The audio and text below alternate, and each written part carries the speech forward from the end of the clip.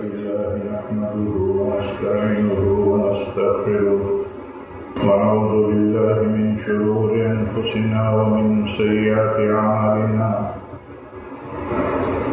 من يهده الله فلا مضل له ومن يضلل فلا هادي له وأشهد أن لا إله إلا الله وحده لا شريك له وأشهد أن محمدا عبده ورسوله يا أيها الذين آمنوا اتقوا الله حق تقاته ولا تموتن إلا وأنتم مسلمون يا أيها الناس اتقوا ربكم الذي خلقكم من نفس واحدة وخلق منها زوجها وبث منهما رجالا كثيرا ونساء واتقوا الله الذي تساءلون به والأرحام إن الله كان عليكم رقيبا يا أيها الذين آمنوا اتقوا الله وقولوا قولا سديدا يصلح لكم أعمالكم ويغفر لكم ذنوبكم ومن يطع الله ورسوله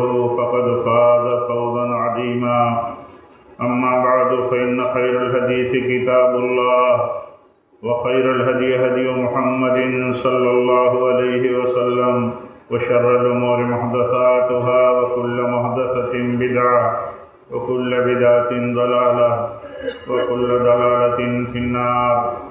أعوذ بالله من الشيطان الرجيم. بسم الله الرحمن الرحيم.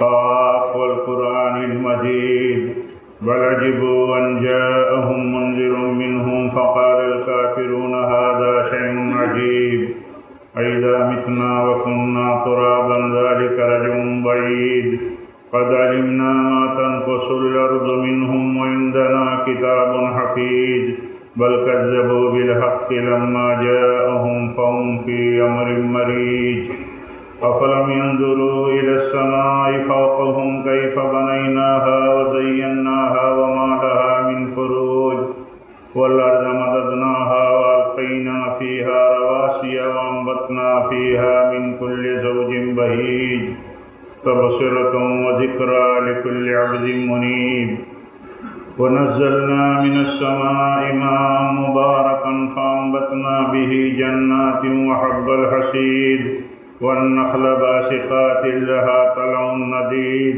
رزقا للعباد وأحيينا به بلدة ميتا كذلك الخروج كذبت قبلهم قوم نوح وأصحاب الرس وثمود وعاد وفرعون وإخوان لوط وأصحاب الأيكة وقوم تبع كل كذب الرسل فحق وعيد أفعينا بالخلق الأول بل هم في لبس من خلق جديد. وقال الله تعالى في موضع آخر إن عدة الشهور عند الله 12 شهرا في كتاب الله يوم خلق السماوات والأرض. دینی بھائیوں، بزرگوں، عزیز نوجوانوں، اللہ تعالیٰ نے اپنے دین کو ہم سب کے لیے مکمل کیا ہے، کمپلیٹ کر کے دیا ہے، اور یہ بات اس نے خود بتائی ہے. یہ بات اللہ تعالیٰ نے خود اس بات کی وضاحت کی ہے کہ ہم نے تمہارے لیے تمہارا دین مکمل کر دیا ہے. اللہ کا دین مکمل ہے، کوئی چیز اس میں داخل کرنے کی ضرورت نہیں ہے، کسی چیز کو اس میں سے نکالنے کی ضرورت نہیں ہے. پورا دین اللہ تعالیٰ کا کامل ہے. جس کا اس پر ایمان ہے، یقین ہے، وہ کسی بھی اثر میں نہیں آ سکتا، کسی بھی اثر میں وہ نہیں آ سکتا، کسی بھی پروپیگنڈے کا شکار نہیں ہو سکتا، کیونکہ وہ ایک نقطۂ نظر سے، ایک سوچ کے ساتھ وہ جیتا ہے کہ اللہ نے جو دین ہمیں دیا ہے، اپنے نبی پر مکمل کر کے دیا ہے، وہ دین کمپلیٹ ہے، اس میں کوئی کمی بیشی نہیں ہے. اسی لیے کتنے بھی لہریں، کتنے بھی جذبات، کتنا بھی ماحول، کتنا بھی رسم و رواج آئے، کسی بھی رسم و رواج کا اس کے اوپر اثر نہیں ہو سکتا جس کی سوچ مضبوط ہو. حالات بدلتے رہتے ہیں، طاقتیں بدلتی رہتی ہیں، توازن اور بیلنس بدلتا رہتا ہے، تو کبھی کبھی یہ ہوتا ہے کہ اس توازن اور بیلنس میں آدمی کمزور پڑتا ہے تو طاقت کا اثر لینے لگتا ہے، پروپیگنڈوں کا اثر لینے لگتا ہے. تو جس کی سوچ مضبوط ہوتی ہے وہ کبھی کبھی ان باتوں میں نہیں آتا. ہمارے سلف کیسے کہتے تھے، ہمارا فخر ہے اس بات پر، ہم شکر گزار ہیں اپنے رب کے اس بات پر کہ اس نے جو دین ہمیں دیا ہے اس دین میں ہمارے لیے استنجا کرنے تک کا طریقہ سکھا دیا گیا ہے. اتنا کمپلیٹ ہمارا دین ہے. بڑے بڑے ایشو، بڑے بڑے مسئلے اور بڑے بڑے تقاضوں کی بات کرنے والوں سے بات کرنا اس کے لیے کتنے آسان ہے، بہت آسان ہے بات کرنا کہ اگر یہ چیز دین ہے تو ہمارے دین میں یہ چیز موجود ہونی چاہیے. آپ دیکھیے اللہ تعالیٰ نے جو دین دیا اسی دین میں ایک حصہ یہ بھی ہے کہ اس نے بتایا کہ جب سے آسمانوں اور زمینوں کو اللہ تعالیٰ فرماتا ہے میں نے پیدا کیا ہے، رات اور دن ہم نے پیدا کیا ہے، جب سے اسی وقت سے ہم نے 12 مہینے بنا دیے. 12 مہینے جس کی شروعات محرم سے ہوتی ہے، اللہ نے 12 مہینے بنا دیے. اور یہ کب سے بنایا رب العالمین نے؟ جب سے رات اور دن بنایا اس نے اور آسمان و زمین پیدا کی اس نے، تب سے بنا دیا. تو یہ 12 مہینے یا محرم کے مہینے کا تعلق کوئی کربلا سے نہیں ہے، حضرت حسین رضی اللہ تعالیٰ عنہ کی شہادت سے نہیں ہے. محرم کا مسئلہ، محرم کا مسئلہ، ان مہینوں کا مسئلہ جب سے رب العالمین نے دنیا پیدا کی ہے، رات اور دن پیدا کیے ہیں، تب سے اللہ تعالیٰ نے ان مہینوں کو بنایا ہے اور مقرر کر دیا ہے. ان مہینوں کی اہمیتیں بتا دی ہیں. جیسے حدیث میں آتا ہے اللہ کے نبی صلی اللہ علیہ وسلم فرماتے ہیں کہ اللہ تعالیٰ نے جو یہ فرمایا کہ ہم نے 12 مہینے بنا دیے جب سے آسمان و زمین پیدا کیے، اور یہ لکھ دیا ہے میں نے، اللہ تعالیٰ نے لکھ دیا ہے اس کو، اور فرمایا کہ اس میں 4 مہینے بڑے اہم ہیں، بڑے عظمت والے ہیں، بڑے بلند مقام رکھتے ہیں. آپ جانتے ہیں کہ کبھی کوئی وقت بہت اہم ہوتا ہے، قیمتی ہوتا ہے، بڑا برکت اور عزت والا ہوتا ہے، بڑا مقدس ہوتا ہے. ایسے ہی کبھی کوئی جگہ ہوتی ہے. تو اللہ تعالیٰ نے ان 12 مہینوں میں 4 مہینوں کو بڑی عزت بخشی اور ان کا مقام اور مرتبہ بہت بلند کیا ہے. اللہ کے نبی فرماتے ہیں ان 12 مہینوں میں 4 مہینے جو حرمت والے ہیں، عزت والے ہیں، ان کا احترام، ان کی تعظیم، ان کی تکریم کرتے ہوئے ان میں ہر طرح ان کا خیال رکھنا، ان کی خصوصیت کا خیال رکھنا ضروری ہے. آپ نے فرمایا 3 مہینے پے در پے آتے ہیں، ایک ساتھ آتے ہیں، ایک کے بعد ایک، ایک کے بعد ایک. پے در پے بولا جاتا ہے. ذوالقعدہ، ذوالقعدہ ہے، ذوالحجہ ہے، ذوالقعدہ، ذوالحجہ اور محرم، جس محرم کی آج 9ویں تاریخ ہے. اور ایک مہینہ رجب ہے جو شعبان سے پہلے آتا ہے، شعبان جو رمضان سے پہلے آتا ہے. آپ نے فرمایا 4 مہینے حرمت والے ہیں اور ان کی حرمت، ان کی عظمت، ان کا تقدس، ان کا احترام، ان کی تعظیم اللہ تعالیٰ نے اس وقت سے لاگو کر دی ہے جب سے پیدا کیا ہے اللہ تعالیٰ نے آسمان اور زمین. جب سے اس نے آسمان اور زمین پیدا کی ہے تب سے لاگو کر دیا ہے اس کو. اور یہ آپ جانتے ہیں ان کی حرمت اور ان کا احترام اسلام یعنی نبی صلی اللہ علیہ وسلم کے آنے سے پہلے جاہلیت کے زمانے میں بھی لوگ کرتے تھے. لوگ یہ سمجھتے تھے کہ یہ حرمت والا مہینہ ہے، اس میں جھگڑے نہیں کر سکتے، لڑائیاں نہیں کر سکتے، حتیٰ کہ اتنا احترام کرتے تھے. لڑاکو قوم اتنا احترام کرتی تھی، لڑنے میں ان کی زندگیاں گزرتی تھیں کہ ان مہینوں میں اگر باپ کا کوئی قاتل کسی کے سامنے آ جائے تو کہتے تھے یہ باپ کا قاتل ہے، لیکن ایسے وقت مٹبھیڑ ہو رہی ہے کہ حرمت کا مہینہ چل رہا ہے، ہم اس میں کچھ نہیں کر سکتے. اتنا احترام کرتے تھے. آپ سوچئے ایک لڑنے والی قوم اور چھوٹے چھوٹے مسئلوں پر 100 سال لڑنے والی قوم، باپ بھی اگر آ جائے اس مہینے میں سامنے تو کہتے تھے اللہ نے اس مہینے کو حرمت والا قرار دیا ہے کہ اس میں ہم لڑائی نہیں لڑ سکتے، اس میں ہم ظلم نہیں کر سکتے، تو ہم باپ کے قاتل سے بھی بدلہ نہیں لے سکتے. اتنا احترام کرتے تھے ان مہینوں کا. تو ان مہینوں کی حرمت اور مقام اصل بیک گراؤنڈ سے سمجھنے کی ضرورت ہے. اسلام میں ان مہینوں کی حیثیت کیا ہے وہ سمجھنے کی ضرورت ہے. وہ حیثیت یہ ہے کہ اللہ تعالیٰ نے جب سے آسمان و زمین پیدا کی، رات اور دن پیدا کیا رب العالمین نے، تب سے 12 مہینے بنا دیے اس نے، اور ان 12 مہینوں میں 4 مہینے عزت والے، حرمت والے، مقدس بنا دیے، اور ان 4 مہینوں میں ایک مہینہ محرم کا بھی ہے جو محرم چل رہا ہے، جس کی آج 9ویں تاریخ ہے. اب آپ دیکھیے اس محرم کی مہینے کی جو نسبت ہے وہ، اور اس کی جو حرمت اور عزت ہے، کتنے مسلمان جانتے ہیں کہ اس کا تعلق کربلا سے نہیں ہے، اس کا تعلق حسین رضی اللہ تعالیٰ عنہ نواسے رسول کی شہادت سے نہیں ہے، اس کا تعلق اور اس کا مسئلہ کربلا سے جڑا ہوا نہیں ہے. عام مسلمان تو یہی جانتا ہے، وہ دیکھتا ہے کہ سبیلیں لگ رہی ہیں ان کے محلوں میں، ماتم ہو رہے ہیں کچھ دنوں میں ان کے محلوں میں، اور اتنے بڑے پیمانے پر اس کا پروپیگنڈا ہوتا ہے کہ دل و دماغ پر یہی چڑھا رہتا ہے کہ محرم کا اصل مسئلہ جو ہے اسی نسبت سے جڑا ہوا ہے، اسی سے جڑا ہوا ہے. اسی لیے جب تک ایک مسلمان کے دل و دماغ میں یہ بات نہ رہے، اور پھر وہ اس کا لالچی نہ ہو، جس کے آپ لالچی ہیں اس کے آپ ایکسپرٹ ہیں، جن میں ہم آپ وقت دیتے ہیں ان میں باریکی سے باریکی جانتے ہیں، لیکن جس کی قیمت ہوتی ہے اسی کی، جس کے تعلق سے دل میں لالچ ہوتی ہے، فکر ہوتی ہے، اسی کی.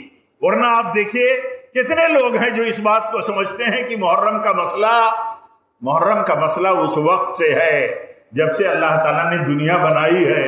تقدیر میں اللہ تعالیٰ نے اپنی کتاب میں یہ لکھ دیا ہے یہ حرمت والا مہینہ ہے. اب اس حرمت والے مہینے کو اللہ تعالیٰ نے قائم کیا، اس کو آگے بڑھ جائیے، اور آگے بڑھ جانے کے بعد اس میں ایک مسئلہ عاشورہ کا آتا ہے. عاشورہ کا مطلب 10ویں محرم کا آتا ہے. 10ویں محرم کا مسئلہ کیا ہے؟ ہر ایک کو دماغ میں بٹھائے رکھنا چاہیے 10ویں محرم کا مسئلہ کیا ہے. 10ویں محرم کا مسئلہ یہ ہے کہ اللہ تعالیٰ نے موسیٰ علیہ السلام کو اپنا اولو العزم رسول بنایا. ان کی ڈیوٹی تھی تبلیغ کرنے کی. فرعون کے دور میں، بلکہ فرعون کے محل ہی میں ان کی اللہ تعالیٰ نے پرورش کرائی اپنی قدرت سے، اپنی حکمت سے، اور دنیا کو بتایا کہ اللہ تعالیٰ جب کسی اپنے بندے کی حفاظت کرنا چاہتا ہے تو اس طرح کرتا ہے. پھر انہوں نے سلسلہ شروع کیا نبی بنائے جانے کے بعد تبلیغ کا. قصہ مختصر یہ کہ فرعون اور فرعونیوں کے بیچ میں ایک محاذ کھڑا ہو گیا حق و باطل کا، اور صورتحال یہ بن گئی کہ موسیٰ علیہ السلام اور ان کی قوم کو، ایمان والی جماعت کو ملک میں رہنا دوبھر ہو گیا. تو یہ طے ہوا اللہ کے حکم سے کہ ہم ملک چھوڑ دیتے ہیں، نکل جاتے ہیں. اب فرعون اور فرعونی لشکر پورا مراقبے میں تھا، جاسوسی میں تھا، پیچھے لگا رہتا تھا. انہیں پتا چلا کہ لوگ نکل گئے ہیں تو آرڈر کیا فوج کو کہ ان کا پیچھا کیا جائے، ان کو یہ کس طرف نکل گئے ان کو گرفتار کیا جائے. جیسے اللہ کے نبی صلی اللہ علیہ وسلم کی ہجرت کا مسئلہ تھا، آپ جب نکل گئے تو یہ ہوا کہ اتنا انعام دیا جائے گا اگر کوئی آپ کو زندہ مردہ گرفتار کر لے آئے. اب یہ فوج پیچھے لگ گئی، یہاں تک صورتحال ہو گئی کہ فرعونی لشکر جو ہے یہ اتنا قریب پہنچ گیا کہ موسیٰ علیہ السلام کے ساتھی کہنے لگے اب تو ہم پکڑ لیے گئے، اب تو ہم دبوچ لیے گئے. اتنا بڑا لشکر جرار فرعون کا ہم سے اتنا قریب آ گیا کہ وہ دونوں ایک دوسرے کو دیکھ رہے ہیں. تو اس وقت حضرت موسیٰ علیہ السلام نے ایمان اور یقین کی وہ بات کی جو ایمان اور یقین کی بات ایک مومن اللہ تعالیٰ کے اوپر ایمان رکھتے ہوئے کرتا ہے، کرنا چاہیے. انہوں نے کہا کہ ہمارا رب ہمیں راستہ دکھائے گا، ہمارا رب ہمارے لیے کافی، ہمارا رب ہمارے ساتھ ہے، ہمیں وہ راستہ دکھائے گا، راستہ نکالے گا ہمارے لیے. اور اس کے بعد اللہ کا حکم آیا، سامنے بحر احمر ہے، حکم آیا کہ آپ اس پر اپنا عصا ماریے اے موسیٰ، اس پر موسیٰ عصا مارو. اور مارا انہوں نے دریا پر عصا، تو دونوں طرف پانی کا پہاڑ کھڑا ہو گیا اور بیچ میں راستہ بن گیا، اور موسیٰ علیہ السلام اپنے پورے ساتھیوں کے ساتھ اس خشک راستے سے پورا دریا پار کر گئے۔ یہ دریا پار کر گئے۔ اب فرعون اور فرعون کا لشکر جب اس پر یہ کہا کہ یہ پار کر گئے تو ہم بھی اتر جائے، اسی میں اللہ تعالیٰ نے انہیں غرق کر دیا۔ یہ قصہ، یہ واقعہ اللہ تعالیٰ نے جگہ جگہ بیان کیا ہے، اللہ کے نبی نے بیان کیا۔ تو اب آپ دیکھیے، اللہ تعالیٰ نے غرق کر دیا، موسیٰ علیہ السلام اپنے ساتھیوں کے ساتھ نجات پا گئے، بچ گئے۔ تو اس کے شکرانے میں کہ اللہ تعالیٰ نے فرعون اور فرعونیوں سے، اس کے ظالم اور باغی اور طاغی لشکر سے جو نجات دے دی، تو اس کے شکرانے میں انہوں نے روزہ رکھا، اور یہ روزہ رکھنے کا سلسلہ اس وقت سے چلا آ رہا ہے، اس وقت سے چلا رہا ہے۔ یہ روزہ رکھنے کا سلسلہ حتیٰ کہ جاہلی سماج کے اندر بھی تھا، مکہ میں بھی تھا، مدینہ میں آپ آئے تو یہود کے ہاں تو تھا ہی۔ یہ رواج چلا آ رہا تھا کہ عاشورہ کے دن روزہ رکھا جاتا تھا۔ اللہ کے نبی خود روزہ رکھتے تھے مکہ میں، آپ کے صحابہ روزہ رکھتے تھے۔ آپ مدینہ آئے تو پوچھا یہ کیا ہے، وہاں پوچھا یہ کیسا روزہ رکھتے ہو یہود سے، تو انہوں نے کہا کہ آج ہی کے دن اللہ تعالیٰ نے موسیٰ علیہ السلام ہمارے نبی کو اور ان کے ساتھیوں کو نجات دیا تھا فرعون اور فرعونیوں کے ظلم سے، تو انہوں نے اللہ کے شکرانے میں روزہ رکھا تھا، اور ہم بھی انہی کی پیروی اور اتباع کرتے ہوئے روزہ رکھتے ہیں۔ تو آپ نے فرمایا تھا صلی اللہ علیہ وسلم کہ موسیٰ علیہ السلام کی موافقت کے سلسلے میں ہمارے اوپر تم سے زیادہ حق ہے، ہم تم سے زیادہ ان سے اصل اور خالص تعلق رکھتے ہیں۔ تو آپ نے اپنے صحابہ کو بھی کہا روزہ رکھو، روزہ رکھو، آپ روزہ رکھتے رہے۔ یہ ہے تعلق عاشورہ کے روزے کا۔ محرم کے مہینے کا تعلق تو یہ حرمت والا مہینہ ہی ہے، اور یہ اس وقت سے ہے جب سے اللہ تعالیٰ نے دنیا بنائی، رات دن بنائے، مہینے بنائے، اس وقت سے اس کی حرمت ہے۔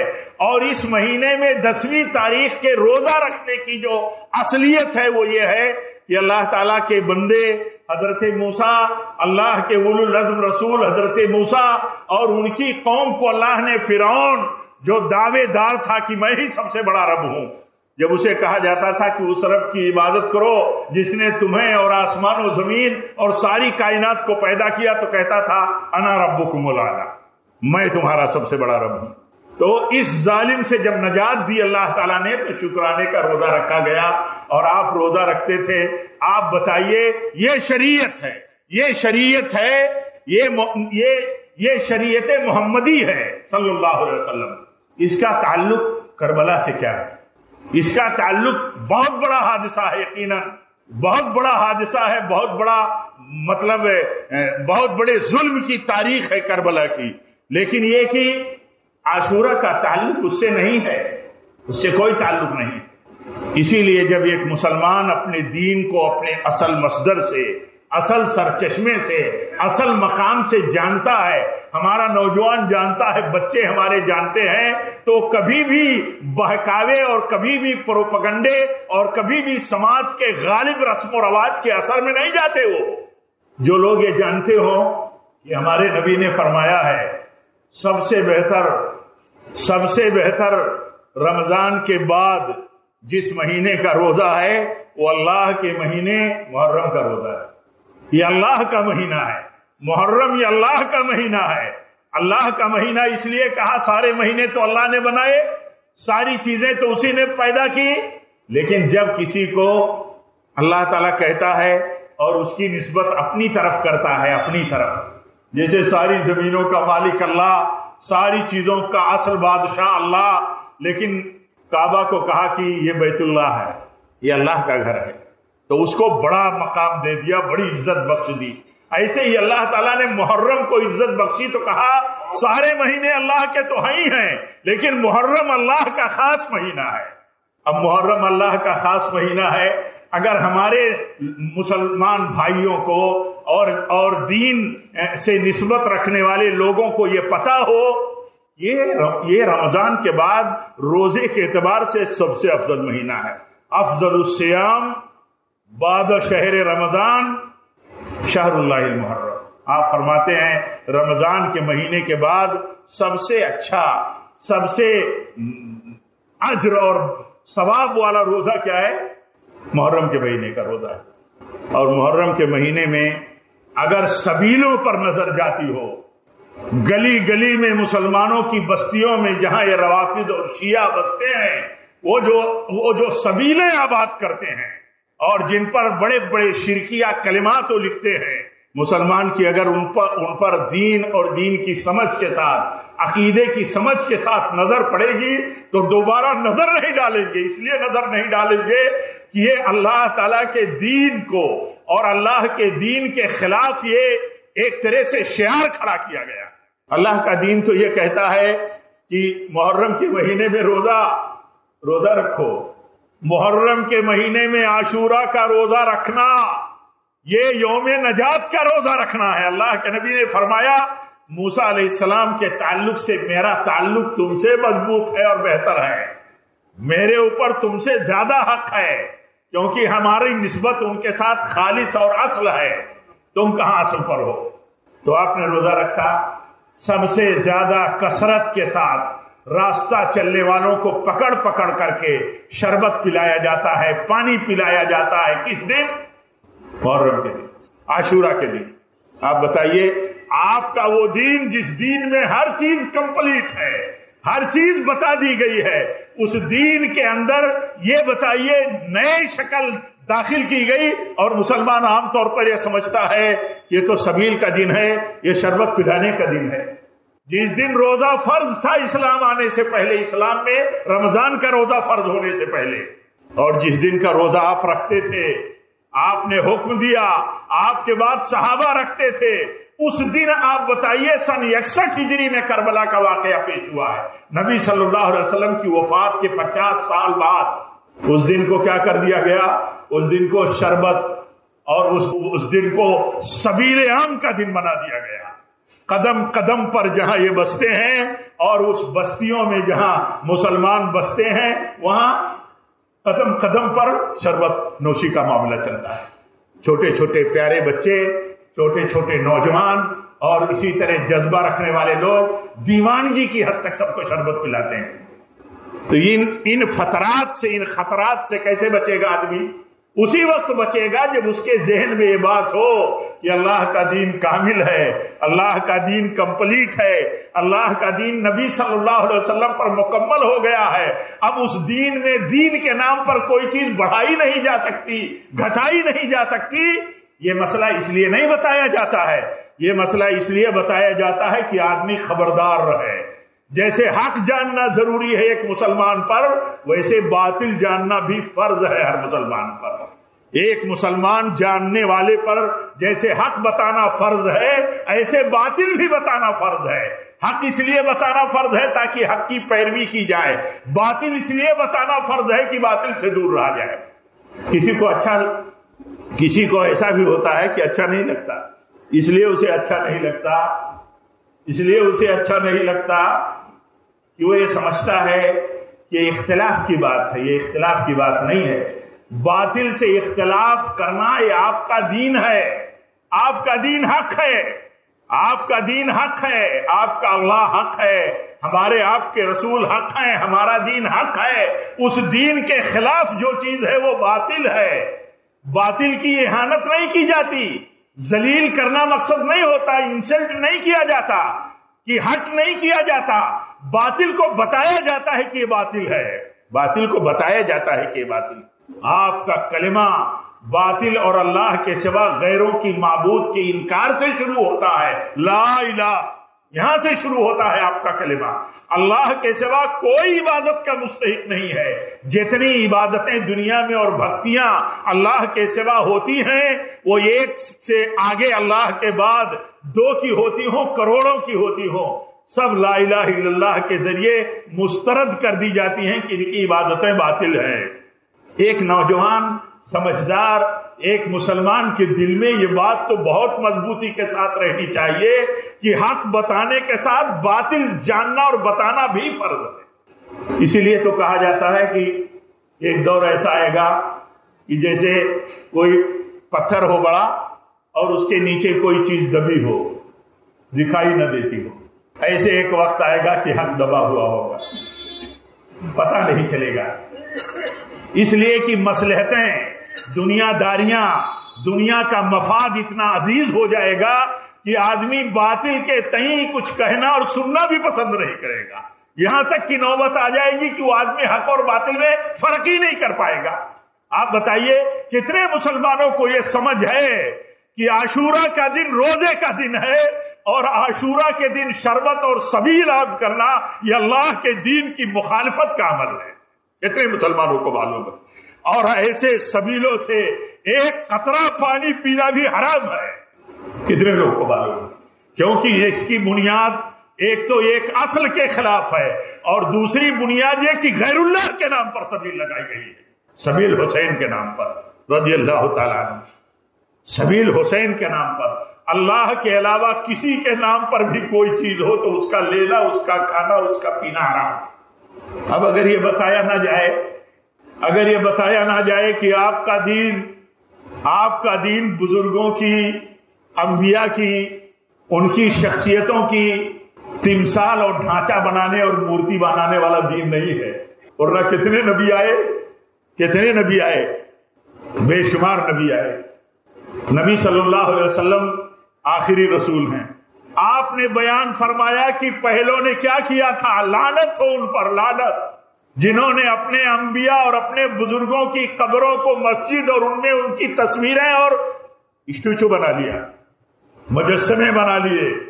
اور آپ نے خبردار کیا کہ خبردار میری قبر پر یہ مت کرنا.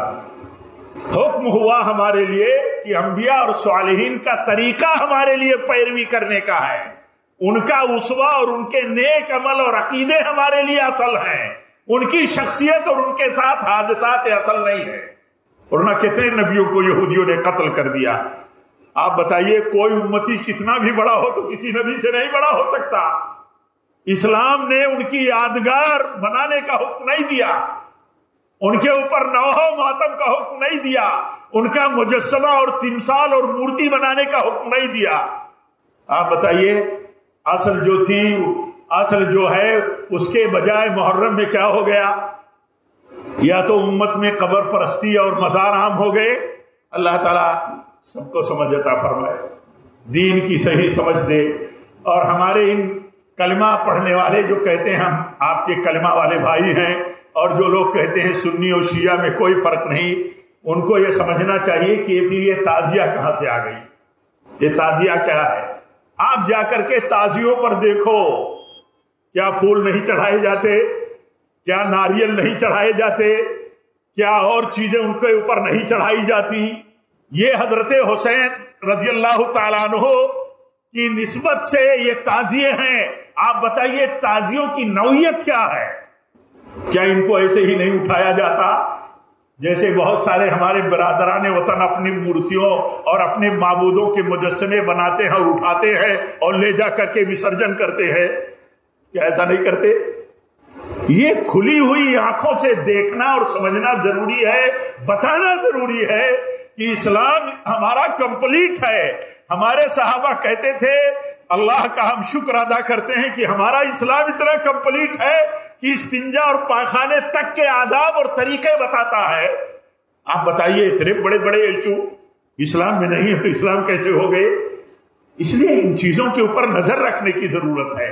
آپ دیکھیے اللہ تعالیٰ نے اپنے نبی کی زندگی کو اسوہ قرار دیا. علم اور عمل، آپ کا عقیدہ و عمل، آپ کا طریقہ، آپ کا عقیدہ، آپ کی عبادت، آپ کے اخلاق، آپ کے معاملات، آپ کے ایک دوسرے کے ساتھ برتاؤ، مسلمانوں کے ساتھ غیر مسلموں کے ساتھ معاملات، حتیٰ کہ اللہ کے بندے انسانوں کے سوا غیر مخلوق جو غیر انسانی مخلوق ہے ان کے لیے بھی ہمارے آداب اور طریقے بتائے. ساری چیزیں اللہ نے بتائی، کچھ نہیں چھوڑا آپ نے. تو اسلام کے نام پر جو چیزیں اسلام میں داخل کی گئی ہیں ان سے بچنے کا راستہ یہی ہے کہ آدمی یہ سمجھے کہ یہ باطل ہے اور باطل سے دور رہے. قرآن کہتا ہے تم برا بھلا نہیں کہہ سکتے، گالی نہیں دے سکتے ان کی جن کی عبادتیں لوگ کرتے ہیں اللہ کے سوا. لیکن ان کو بتانا کہ یہ غیر اللہ کی عبادت ہے، یہ باطل ہے، یہ گالی نہیں ہے، یہ دنیا کی سب سے بڑی سچائی ہے کہ اللہ اکیلا عبادت کا مستحق ہے، اور اس کے ساتھ جتنی عبادتیں، جتنوں کی عبادتیں ہوتی ہیں وہ باطل ہے۔ یہ دونوں بات بتانا ضروری ہے۔ اس لیے تعزیہ داری اور تعزیہ پرستی ایسے ہی ہے جیسے قبر پرستی، مزار پرستی جیسے، اور ہم سب کو اس کے سوا کوئی اور انٹینشن نہیں ہے، ہمارا اس کے سوا کوئی جذبہ نہیں ہے کہ لوگوں کو صحیح دین پہنچایا جائے اور صحیح دین کی بات اور تبلیغ کی جائے۔ اس مہینے میں آپ جانتے ہیں دو بنیادی باتیں تھیں، ایک تو یہ کہ یہ مہینہ حرمت والا ہے، دوسری بنیادی بات یہ کہ اس مہینے میں عاشورہ ہے۔ عاشورہ یعنی 10ویں محرم ہے۔ 10ویں محرم کا تعلق ہرگز نہیں، قطعاً نہیں، کربلا سے کوئی تعلق نہیں ہے۔ اللہ کے نبی کی وفات کے 50 سال بعد یہ حادثہ ہوا ہے، 50 سال بعد، اور اللہ کے نبی ہمارے لیے عاشورہ اور محرم کے تعلق سے ہدایت دے کے چلے گئے ہیں اور کمپلیٹ دین دے کر کے چلے گئے ہیں۔ آپ نے فرمایا تھا عاشورہ کا روزہ تو رکھتے ہی تھے، ایک دن آپ فرماتے ہیں کہ اگر میں آئندہ سال رہا تو 9ویں کا بھی روزہ رکھوں گا، جیسے آج 9ویں ہے، آج محرم کی 9ویں تاریخ ہے۔ آپ فرماتے ہیں اگر میں آئندہ رہا، یعنی آئندہ اگر میں حیات رہا، زندہ رہا، تو میں 9ویں کا بھی روزہ رکھوں گا۔ لوگ کہا کرتے تھے کہ 10ویں کا تو یہود بھی رکھتے ہیں، یہود بھی رکھتے ہیں۔ اسلام یہ چاہتا ہے کہ مسلمان اپنی اسلام کی پہچان کے ساتھ کسی کی نقل اور تقلید سے نہیں چلے گا۔ تو آپ فرماتے ہیں میں اگلے سال 9ویں کا بھی روزہ رکھوں گا، لیکن آپ اگلے سال تک حیات نہیں رہے، اس سے پہلے آپ کی وفات ہو گئی، محرم نہیں آیا۔ اب آپ جانتے ہیں آپ کی وفات ربیع الاول میں ہو گئی اور محرم آتا ہے اور سال گزرنے کے بعد، تو اب آپ نے تمنا ظاہر کی، خواہش ظاہر کی، تو سب سے بہتر روزہ محرم کے مہینے میں عاشورہ کے ساتھ 9ویں کا ملانا، 9ویں کا ملانا۔ مان لو آپ میں بہت سارے بھائی اگر آج روزہ نہیں ہو یا جو بھی روزہ نہیں ہو تو ایک دن روزہ رکھ لے، کوئی بات نہیں، عاشورہ کا روزہ وصل ہے، لیکن یہ کہ آپ کی تمنا تھی، آپ کی خواہش تھی، جیسے آپ نے حج میں تمنا کی تھی، آپ نے حج میں تمنا کی تھی کہ آج اگر میں جانور لے کے نہ نکلا ہوتا تو میں اپنے حج کی نیت بدل دیتا اور عمرہ کر کے احرام اتار دیتا، پھر 8ویں تاریخ سے حج کا آغاز کرتا، لیکن آپ لے کر کے نکلے تھے۔ اور آج ہم سارے لوگ جتنے حج کرتے ہیں وہی حج تمتع کرتے ہیں۔ کیوں؟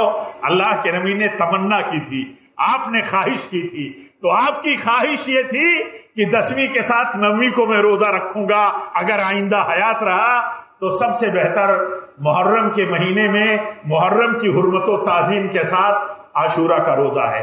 اور ایک آخری بات، اللہ تعالیٰ فرماتا ہے فَلَا تَظْلِمُوا فِيهِنَّ أَنفُسَكُمْ، اپنے اوپر ان مہینوں میں ظلم نہیں کرنا۔ محرم کا مہینہ ہے، یہ دیکھیے اللہ تعالیٰ فرماتا ہے ظلم نہیں کرنا۔ یہ ظلم ہے، یہ ظلم ہے کہ باطل اور باطل عمل اور باطل عقیدے اور باطل طریقے اور باطل رسم و رواج جو اسلام کے خلاف ہے وہ کبھی بھی ہماری نظر میں وہ آنی نہیں چاہیے۔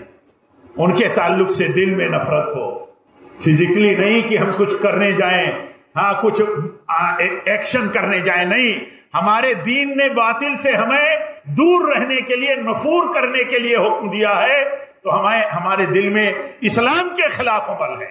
یعنی جیسے مثال کے طور پر عاشورہ روزہ رکھنے کا دن ہے اور ہمارے ہی میں کچھ لوگ عاشورہ کے دن گلی گلی میں شربت پلاتے ہو، تو کیا فرض بنتا ہے ایک مسلمان کا جو اپنے نبی کی سنت اور ہدایت جانتا ہے کہ یہ تو روزہ رکھنے کا دن ہے، روزہ بندہ نہیں رکھتا تو روزے داروں کے بیچ میں یہ اسلام کے خلاف اتنا عمل اور کھلے عام علل اعلان کرتا کیوں ہے؟ افسوس کرے گا مسلمان، دوری بنائے گا مسلمان، ایک گھونٹ ایک قطرہ وہاں سے پینے کے بجائے جہاں تک ہو سکے گا روکنے کی کوشش کرے گا۔ ہمارے سلف کہتے تھے جتنے باطل عید اور تہوار ہیں ان پر لعنت برستی ہے، کبھی قریب مت جانا ان کے، کہیں ایسا نہ ہو کہ لعنت اترتی ہو تو تم پر بھی لعنت کہیں شامل نہ ہو جائے۔ کتنے لوگ جاتے ہوں گے، کتنے لوگ جاتے ہوں گے، یہ سینہ کوٹتے ہیں، چہرہ نوچتے ہیں، ننگے ہو کر کے ہتھیار اپنے جسم پر چلاتے ہیں، جس کو جاہلیت کا عمل اللہ کے نبی نے قرار دیا تھا، اس جاہلیت کے عمل کو مسلمانوں کی بستیوں میں مسلمان کہنے والا کھلے عام کرتا ہے۔ تو ہماری اتنی ذمہ داری نہیں ہے کہ ہم یہ سمجھیں کہ اللہ کے نبی صلی اللہ علیہ وسلم نے فرمایا ہے کہ لعنت کے مستحق وہ لوگ ہیں جو نوحہ اور ماتم کرتے ہیں، سینہ نوچتے ہیں، بال نوچتے ہیں، چہرہ نوچتے ہیں، اور وہ جاہلیت کی پکارتے ہیں جس کو اللہ تعالیٰ نے حرام قرار دیا ہے۔ اتنا جاننا، اتنا بتانا تو ضروری ہے تاکہ ہم بچ سکیں۔ اور ایک اصولی بات جو میں نے شروع سے ہی کہی ہے، وہ اصولی بات ہمارے دل و دماغ میں رہنی چاہیے۔ اللہ نے اپنا دین مکمل کیا ہے، دین کے نام پر، ثواب کے نام پر، نیکی کے نام پر، مسلمانوں کے کام کے نام پر، جو ان کے دین کا کام ہے۔ جب بھی کوئی کام ان کے سامنے آئے گا تو ان کی ذمہ داری ہے وہ دیکھیں کہ آیا اللہ کے دین میں ہے یا بڑھا دیا گیا ہے۔ یہ بڑھا دیا گیا۔ اللہ تعالی ہم سب کو دین کی سمجھ عطا فرمائے۔ رب العالمین ہر طرح کے فتنوں سے امت کو محفوظ رکھے۔ رب العالمین ہمیں یہ سمجھ دے کہ یا حسین کہنا یہ شرک ہے، یا حسین کہنا یہ شرک ہے، کسی کو مدد کے لیے پکارنا یہ شرک ہے، تازیوں کے ساتھ مدد کا عقیدہ رکھنا یہ شرک اکبر ہے۔ لبیک اللہم لبیک کہنے والی امت اگر لبیک یا حسین کہنے لگے اور اس کو سنے تو کہے ہمارے اور ان میں کوئی فرق نہیں، تو کبھی حق نہیں ملے گا، ان سب کو کبھی حق نہیں ملے گا۔ جو لبیک اللہم لبیک اور لبیک یا حسین کے تعلق سے یہ کہے کہ ہمارے اور شیعوں میں کوئی فرق نہیں، تو انہیں کبھی ہدایت نہیں ملے گی۔ اللہ تعالیٰ ہم سب کو صحیح سمجھ عطا فرمائے۔ رب العالمین جتنے لوگ بھی دین سے برگشتہ، صحیح راہ سے برگشتہ ہیں، اللہ تعالیٰ وہ کلمہ پڑھنے والے ہیں تو ان کو اسلام کی سچی اور کامل دین کی اللہ تعالیٰ تو توفیق دے، اور جو لوگ اسلام سے دور ہیں، اسلام کے خلاف پروپیگنڈوں میں ہیں یا اسلام سے دور ہیں، اللہ تعالیٰ انہیں صحیح سمجھ دے، یا ان کے ساتھ تو وہ معاملہ فرما جس کے وہ مستحق ہیں۔ وآخر دعوانا الحمدللہ رب العالمین۔